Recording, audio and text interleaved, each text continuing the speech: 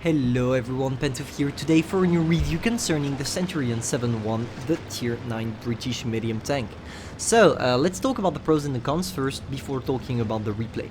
So, concerning the pros, you have an amazing turret armor, even if it's not the best, don't mind me. If, for example, you have a tank destroyer Tier 9 or Tier 10 or even Tier 8 with a good penetration with golds, they are gonna go through it, especially the roof. But globally, around tier 8 that have not the highest penetration ever, you should be able to hold down without fearing being penetrated.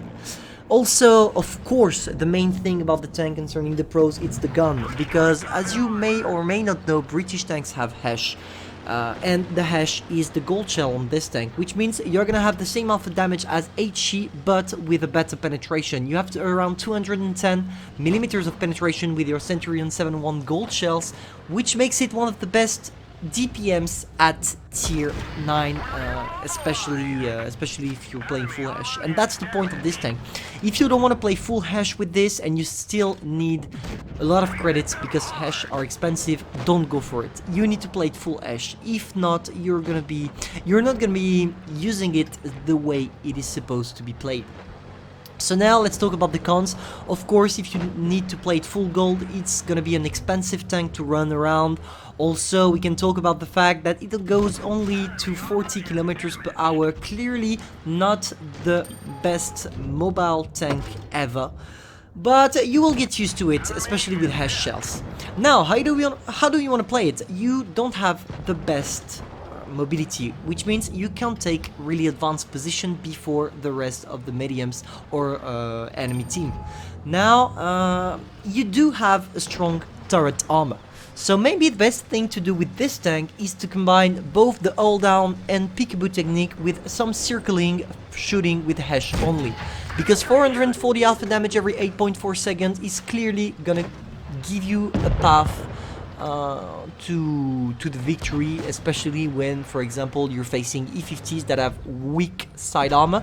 As you can see, boom, look at this with the maximum alpha damage. That's just impressive, 550. So, yeah, that's pretty much all you need to know about the tank. That's how you want to play it. There is nothing else to do. Try not to show too much your all armor, because your all armor is clearly not the best. Everybody's going through, except this VK was really unlucky. Now, let's talk about the replay a bit. We are in a 3 versus 4 situation. I know the Leo PTA is a one-shot. That's why I went for him full brain dead. Now, I'm trying to use his rect to be able to bounce the VK on the turret armor. But he's not stupid. He went directly on me, trying maybe to block me. It's not gonna work, of course, because I have a tier 9, so I can get away from this situation. And just look at this DPM. We shot only 2 in the VK, and we nearly took him 900 HPs. This is the only medium tank that can do that, and that's what I love about this tank. It has a special gameplay because of these HESH shells. And you already know I'm a big fan of specific tanks or situational tanks like this, which makes the game relevant again when you have unlocked everything. So yeah, clearly I definitely would tell you to keep this one in your garage, because unlike the Heavy 4202, this one is not suffering of a power creep from the other tanks around. With this one, when you're facing especially tier 8s, you're gonna be able to get through them with gold shells, so 440 alpha damage at the front when you're facing IS-6, Scorpion Gs, etc, etc. Really, there are plenties of tanks you can have fun destroying with your criminal gun.